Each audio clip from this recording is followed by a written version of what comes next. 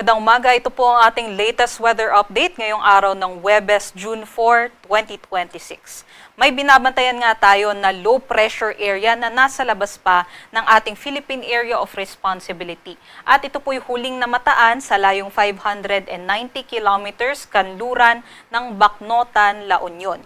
May katamtaman po ito na tsansa na maging bagyo sa susunod na 24 oras at nakikita nga natin ito po'y kikilos patungo dito sa may Philippine Area of Responsibility boundary. So pa-northeastward po ang kanyang pagkilos at ano nga ba ang epekto nito? Sa nakikita natin, hindi po itong LPA mainly yung magdadala ng mga pag-ulan sa ating bansa.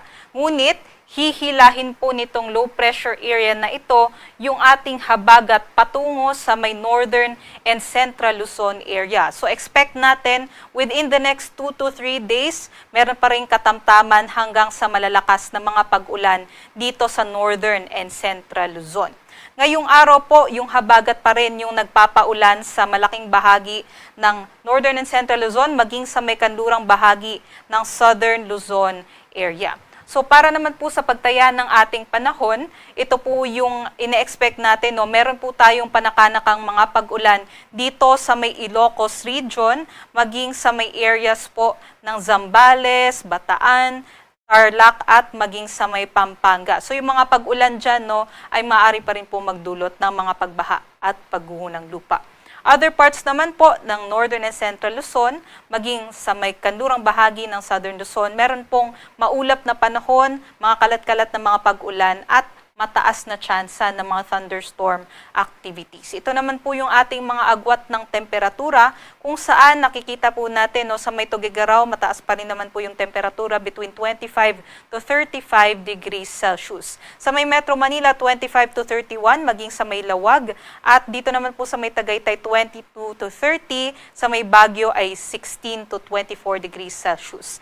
Inaasahan po natin dito naman po sa may Bicol region, generally maaliwalas po yung ating panahon although mataas yung tsansa ng thunderstorm activities pagsapit ng hapon hanggang sa gabi. Ating agwat ng temperatura dyan 26 to 33 degrees Celsius. Dito naman po sa may Palawan, Visayas at Mindanao, inaasahan pa rin po natin sa may Mimaropa, sa may Calabarzon area, yung maulap na panahon. So dito po sa may Puerto Princesa, Kalayaan Islands, maging dito sa may Mindoro provinces, meron pa rin po tayong maulap na panahon. At for Visayas and Mindanao, malaking bahagi nga po ay magiging maaliwalas throughout the day, although meron pa rin po tayong mga bigla ang buhos ng ulan dulot ng thunderstorms. At yung mga thunderstorm activities natin ay maaari pa rin po magdulot ng mga localized floodings and also yung mga localized na mga landslides. At yung ganun nga pong mga thunderstorms, aside sa mga banta ng pagbaha at pagguho ng lupa, meron din po itong banta na mga lightning activities. So yung mga kidlat at kulog, meron din po. Kaya doble ingat pa rin po sa ating mga kababayan. Ito po yung ating inaasahan na agwat ng temperatura kung saan pinakamataas naman po dito sa may Zamboanga 25 to 34 degrees Celsius. Sumunod po dito sa may Iloilo, Cebu at sa may Davao nasa 25 to 33 degrees Celsius. Mainit pa rin po sa may Cagayan de Oro at sa may Tacloban 25 to 32 degrees Celsius. At medyo may kalamigan po sa may Palawan area 25 to 31 degrees Celsius sa Puerto Princesa at sa may Kalayaan Islands dulot po ng mga pag-ulan dahil sa habagat.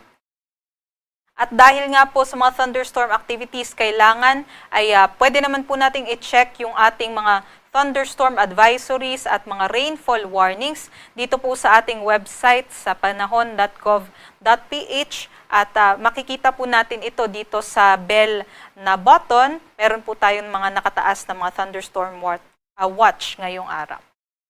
Para naman po sa rainfall forecast natin, maaari po yung 50 to 100 millimeters of rainfall. Itong ganitong level of rainfall, maaari magdulot ng mga localized floodings. So doble ingat po, lalong-lalo na doon sa ating mga kababayan na nasa susceptible areas, yung mga nasa low-lying areas, maging doon sa mga kababayan natin na malapit sa mga tabing ilog. Ito po yung mga lugar ngayong araw na maaaring makaranas ng mga 50 to 100 millimeters rainfall sa may Ilocos Norte, Ilocos Sur, La Union, Pangasinan, Zambales, Bataan, sa may Tarlac, maging sa may Pampanga. Bukas nga po dahil sa pagkilos ng ating low pressure area patungo sa Hilagang Silangan, inaasahan po natin na mas rarami po yung lugar dito sa Cordillera Administrative Region na makakaranas din po ng mga katamtaman hanggang sa malalakas na mga pag-ulan. So, sa Ilocos Norte, Abra, Ilocos Sur, maging dito po sa may Benguet, La Union, Pangasinan, Zambales at Bataan, maaari pa rin po yung mga pagbaha at pagguho ng lupa, maging dito po sa may Batanes area. Aside naman po dun sa mga nabanggit na lugar na apektado ng habagat, magiging mainit pa rin po at maalinsangan sa other parts ng ating bansa. Kahapon nga po nakapagtala tayo ng heat index, pinakamataas po sa Infanta, Quezon, umabot ng 49 degrees Celsius o nasa may danger level itong heat index dito sa may Infanta, Quezon, at hanggang extreme caution category naman po tayo dito sa Metro Manila, 37 to 38 degrees Celsius. Mas kumukonti na po yung mga lugar na nasa danger level. Ngayong araw, yung forecast po natin, may 10 lugar pa rin na nasa danger level, kabilang po ang Infanta, Quezon, possible pa rin umabot ng 49 degrees Celsius. So ano nga ba yung posibleng banta nitong danger level na heat index? Maaari po makaranas ng heat exhaustion, heat cramps, and in worst case scenarios, yung heat stroke, yung ating mga kababayan kung sila po ay magbabad sa init ng araw. So, iwas-iwas pa rin po tayo, lalong-lalo na doon sa ating mga kababayan sa Visayas, Mindanao, and some parts of Luzon. Sa Metro Manila, extreme caution category hanggang 38 degrees Celsius ang ating heat index. Para naman po sa kalagayan ng ating karagatan, wala naman po tayong nakataas na gale warning sa ngayon. Para sa Kalakhang, Maynila, ang araw po isisikat mamayang 5:26 a.m. at lulubog naman mamayang 6:23 p.m.